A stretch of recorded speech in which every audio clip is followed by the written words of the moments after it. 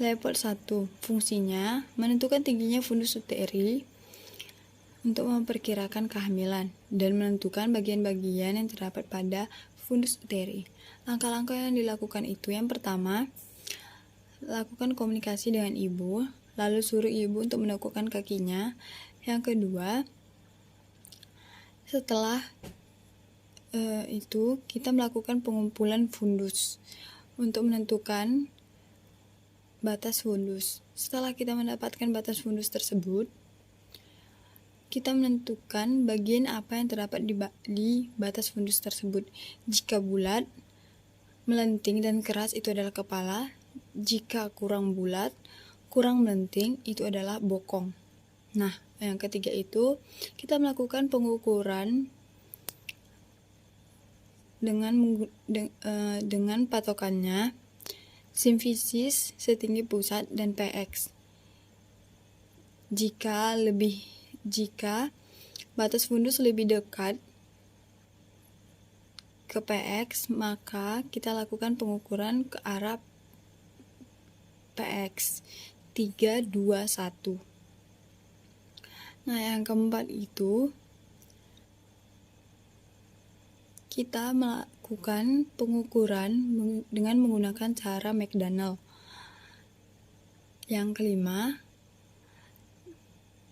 tangan kita tidak boleh bergerak di batas fundus.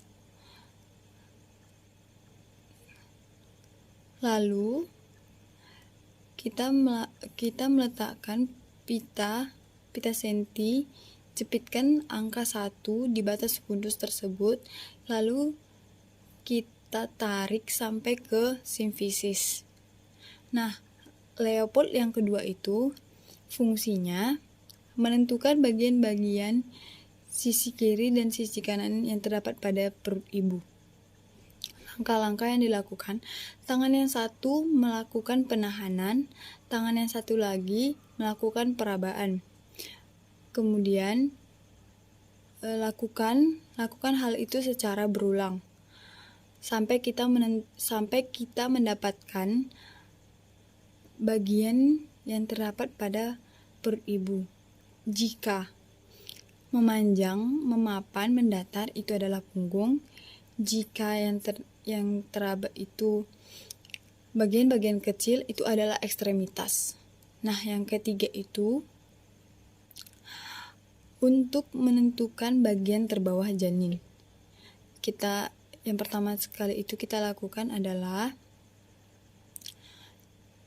letakkan tangan kita di simfisis dan di batas fundus. Lalu Leopold 3. Fungsinya menentukan bagian terbawah dari janin. Langkah-langkah yang dilakukan, tangan yang satu di simfisis, tangan yang satu di batas fundus. Jika yang teraba itu melenting, bulat dan keras, itu adalah kepala. Jika yang teraba itu kurang bulat, kurang melenting atau lunak, itu adalah bokong. Nah, Leopold yang keempat itu memastikan bagian terbawah janin sudah masuk PAP atau belum. Langkah-langkah yang dilakukan itu, petugas kesehatan ke arah kaki ibu, lalu suruh ibu untuk meluruskan kakinya. Nah, setelah meluruskan kakinya, petugas kesehatan melakukan perabaan. Jika tangan masih mengumpul, itu konvergen atau belum masuk PAP. Jika tangan sudah menyebar, itu divergen atau sudah masuk PAP. Adapun cara untuk menghitung usia kehamilan menggunakan jari dengan Leopold. Pertengahan simfisis dengan pusat itu dihitung 16 minggu. 3 jari di bawah pusat itu dihitung 18 minggu. 2 jari di bawah pusat itu dihitung 20 minggu. 1 jari di bawah pusat itu dihitung 22 minggu. Nah, setinggi pusat itu dihitung 24 minggu. 1 jari di atas pusat itu dihitung 26 minggu, 2 jari di atas pusat itu dihitung 28 minggu, 3 jari di atas pusat itu dihitung 30 minggu. Nah, setinggi PX itu dihitung 32 minggu. Di bawah PX, 3 jari di bawah PX itu dihitung 34 minggu. 2 jari di bawah PX itu dihitung 36 minggu. 1 jari di bawah PX itu dihitung 38 sampai 40 minggu. Tapi itu belum masuk PAP. 4 jari di bawah PX itu dihitung 38 sampai 40 minggu tetapi sudah memasuki PAP. 10T standar pelayanan asuhan kehamilan. Yang pertama, berat badan dan tinggi badan. Yang kedua, tekanan darah. Yang ketiga, nilai status gizi. Yang keempat, TFU, tinggi fundus uteri. Yang kelima, menentukan DJJ, denyut jantung janin. Yang keenam, screening status tetanus. Yang ketujuh, pemberian tablet FE. Yang ke-8, tes lab. Yang ke-9, tata laksana kasus. Yang ke-10, temu wicara atau konseling. Pemeriksaan antenatal. Pemeriksaan antenatal dilakukan minimal 6 kali. Pada trimester 1 dilakukan sebanyak 2 kali. Pada trimester kedua 12-24 minggu dilakukan 1 kali pemeriksaan. Pada trimester ketiga 24-40 minggu dilakukan 3 kali pemeriksaan. Nah, jika diperlukan juga lakukan pemeriksaan 2 kali ke dokter. Kunjungan antenatal terbagi menjadi 2, yaitu kunjungan awal atau K1 dan kunjungan ulang atau K4. Kala 1 sampai 4. Kala 1 biasanya disebut dengan kala pembukaan, di mana serviks yang berlangsung antara pembukaan 1 sampai pembukaan lengkap atau 10 cm. Asuhan yang diberikan yang pertama, menghadirkan orang yang dianggap penting. Yang kedua, mengatur posisi ibu sesuai keinginan. Nah, yang ketiga, membimbing ibu untuk rileks dan menganjurkan menarik nafas, tahan nafas, dan keluarkan sewaktu his. Yang keempat, menjaga privasi ibu. Yang kelima, menjelaskan kemajuan persalinan. Yang keenam, menjaga kebersihan pasien. Untuk kala 2, dimulai ketika pembukaan serviks sudah lengkap dan berakhir dengan lahirnya bayi. Tanda-tanda pada kala 2, yang pertama, ibu merasakan ingin meneran. Yang kedua, ibu merasakan makin meningkatnya tekanan pada rektum atau vaginanya. Kunjungan masa nifas. Yang pertama sekali itu 6-8 jam setelah persalinan. Yang pertama, mencegah perdarahan masa nifas karena atonia uteri. Yang kedua itu mendeteksi dan merawat penyebab lain perdarahan. Rujuk bila perdarahan berlanjut. Nah, yang ketiga itu memberikan konseling. Keempat, pemberian ASI awal. Yang kelima, melakukan hubungan kasih sayang antara ibu dan bayi baru lahir. Nah, yang keenam itu menjaga bayi tetap sehat dengan mencegah hipotermi. Yang kedua, 6 hari setelah persalinan. Yang pertama, memastikan involusi uterus berjalan normal, uterus berkontraksi, tidak ada perdarahan, dan tidak ada bau. Yang kedua, menilai adanya tanda-tanda demam. Yang ketiga, memastikan ibu menyusui dengan baik dan tidak memperlihatkan tanda-tanda penyakit. 2 minggu setelah persalinan. Yang pertama, memastikan involusi uterus berjalan normal, tidak ada perdarahan. Nah, yang kedua itu menilai adanya tanda-tanda demam. Yang ketiga, memastikan ibu menyusui dengan baik dan tidak memperlihatkan tanda-tanda penyakit. Untuk yang keempat itu 6 minggu setelah persalinan. Yang A, menanyakan pada ibu tentang penyakit-penyakit yang ibu alami dengan bayinya. Yang B-nya, memberikan konseling untuk ber-KB secara dini. Jenis-jenis lokea terdiri dari 4. Yang pertama, lokea rubra. Waktunya itu 1-3 hari, warna merah kehitaman, ciri-cirinya terdiri dari desi2, sisa darah, mekonium, dan rambut lanugo. Yang kedua, lokea sanguinolenta. Waktunya itu 3-7 hari, warnanya itu merah kekuningan, ciri-cirinya itu sisa darah bercampur lendir. Yang ketiga itu lokea serosa. Waktunya itu 8-14 hari. Warnanya itu kekuningan atau kecoklatan. Ciri-cirinya itu lebih sedikit darah dan lebih banyak serum, yang terdiri dari leukosit dan robekan laserasi plasenta.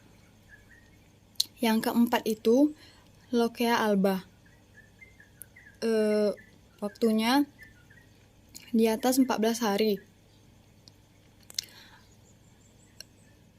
Warnanya itu putih, ciri-cirinya itu terdapat leukosit dan serabut mati. Jumlah AKI dan AKB. Menurut WHO tahun 2018, itu AKI-nya berkisar 810/100.000, sedangkan AKB-nya berkisar 19/100. Menurut profil kesehatan 2018 itu AKI-nya itu berkisar 305/100.000, sedangkan AKB-nya itu berkisar 24/100. Nah, dan untuk menurut Dinkes Sumut, jumlah AKI itu berkisar 205/100.000, sedangkan AKB-nya itu berkisar 13/100. Menurut Riskandes, penyebab AKI dan AKB, yang pertama hipertensi, yang kedua komplikasi persalinan dan kehamilan, yang ketiga ketuban pecah dini, yang keempat partus lama, yang kelima perdarahan. Fase laten dan fase aktif. Fase laten itu berlangsung selama 8 jam. Fase ini terjadi sangat lambat sampai pembukaan 3 cm. Sedangkan fase aktif itu fase yang bermulai dari 4 cm sampai pembukaan lengkap.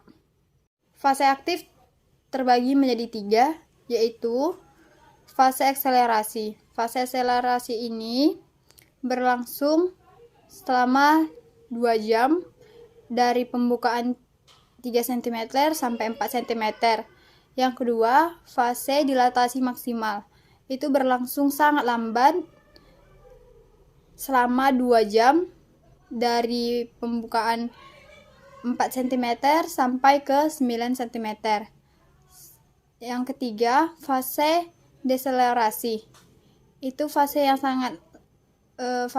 berlangsung selama 2 jam dan sangat lambat dari pembukaan 9 cm sampai ke 10 cm. Cara mengukur TBBJ, tafsiran berat badan janin, menurut Johnson, yang dirumuskan TBBJ sama dengan TFU dikurang N dikali 155. Jika N sama dengan 13, artinya kepala janin belum memasuki pintu atas panggul. Jika N sama dengan 12, kepala janin sudah masuk sebagian. Jika N sama dengan 11, kepala janin sudah memasuki pintu atas panggul. Asuhan kebidanan pada ibu hamil trimester ketiga. pada kunjungan pertama pada tanggal 6 Februari 2022 terhadap Nyonya A, usianya 29 tahun, suku Batak, agamanya Islam, pendidikannya SMA, pekerjaannya wira swasta. Nama suaminya Tuan R, usianya 29 tahun, suku Jawa, agamanya Islam, pendidikannya SMA, pekerjaannya wira swasta, alamatnya Jalan Simpang Selayang. Nah, adapun keluhan utama, sering buang air kecil pada malam hari. Riwayat menstruasinya, HPHT-nya tanggal 14 bulan 7 2021. Tafsiran tanggal persalinannya 21 bulan 4 2022, lamanya itu 5 hari. Riwayat kehamilannya itu sejak kehamilan 12 minggu di klinik Bidan Helen Katarigen. Pada trimester pertama dilakukan pemeriksaan sekali, pada trimester kedua dilakukan pemeriksaan 1 kali, pada trimester ketiga dilakukan pemeriksaan 3 kali. Pergerakan janin yang pertama pada usia kehamilan 20 minggu. Pergerakan janin dalam 24 jam terakhir itu 10-20 kali per menit. Pola nutrisinya itu di pagi hari setengah porsi piring nasi ditambah satu potong ikan, setengah mangkuk kecil. Pada siang hari itu 1 piring nasi ditambah 2 potong ikan, ditambah sayur, ditambah buah. Frekuensinya itu 7-8 gelas per harinya. Pola eliminasinya itu buang air kecil itu 9-10 kali sehari. Warnanya itu jernih. Riwayat kehamilannya itu G2P1A0. Data objektifnya itu keadaan umumnya itu baik. Kesadarannya itu komposimetris. Tekanan darahnya itu 120/80 mmHg. Nadinya itu 82 kali per menit. Pernapasannya itu 23 kali per menit. Suhunya itu 36,5 derajat Celcius. Tinggi badannya itu 165 cm. Berat badannya itu sebelum hamil 75 kg. BB-nya sekarang itu 83 kg. Lilanya itu 35 cm. Nah, untuk palpasi Leopoldnya itu, Leopold 1 itu TFU-nya itu 3 jari di atas pusat. Lalu teraba bagian bulat, lunak, dan tidak melenting atau bokong di fundus. TFU-nya itu 26 cm.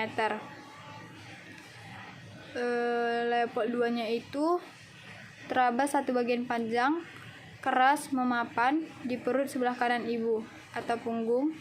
Teraba bagian-bagian kecil di perut sebelah kiri ibu atau ekstremitas. Leopold ketiga, teraba bagian keras, bulat, melenting atau kepala dan masih dapat digoyangkan. Nah, untuk yang Leopold keempatnya itu bagian terbawah tangan belum masuk PAP, kedua tangan pemeriksa konvergen. Tafsiran berat badan janinnya itu menurut Johnson, tinggi fundus uteri dikurang 13 dikali 155. Jadi itu hasilnya itu 2015 gram. Auskultasinya itu denyut jantung janinnya 145 kali per menit. Ekstremitasnya itu varises tidak ada, edema tidak ada, refleks patella kanan positif dan refleks patella kiri positif. Kukunya bersih dan tidak pucat. Bekas lukas operasi tidak ada, pengeluaran tidak ada. Penata laksanaannya itu, yang pertama, memberitahu hasil pemeriksaan kepada ibu bahwa tanda-tanda vital ibu pada usia kehamilan 28 minggu dalam batas normal. Namun, ibu mengalami sering buang air kecil pada malam hari. Nah, di sini ibu sudah mengetahui hasil pemeriksaannya. Yang kedua itu menjelaskan pada ibu perubahan yang dialami pada kehamilan trimester ketiga, yaitu ibu sering buang air kecil, di mana terjadi perubahan hormon selama kehamilan yang membuat aliran darah dan cairan ke ginjal menjadi lebih cepat,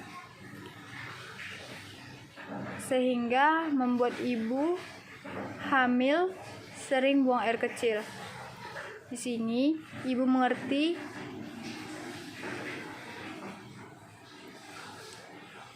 dan penjelasan selanjutnya itu memberitahu ibu tablet tambah darah untuk pertumbuhan tulang dan vitamin untuk membantu penyerapan tablet FE. Tablet FE itu diminum 1 kali sehari 2 jam sesudah makan dengan air putih karena dapat mengakibatkan rasa mual. Hindari mengonsumsi bersamaan dengan kopi teh. Ibu mengerti dan berjanji akan melakukannya dan mengonsumsi tablet FE dan jus secara rutin. Yang keempat itu pada ibu tadi sering buang air kecil dikarenakan pertumbuhan janinnya dapat menekan kandung kemih. Ibu dianjurkan untuk mengurangi minum sebelum tidur untuk mengurangi frekuensi berkemih pada malam hari. Ibu mengerti dan akan melakukannya sesuai yang dianjurkan oleh petugas kesehatan.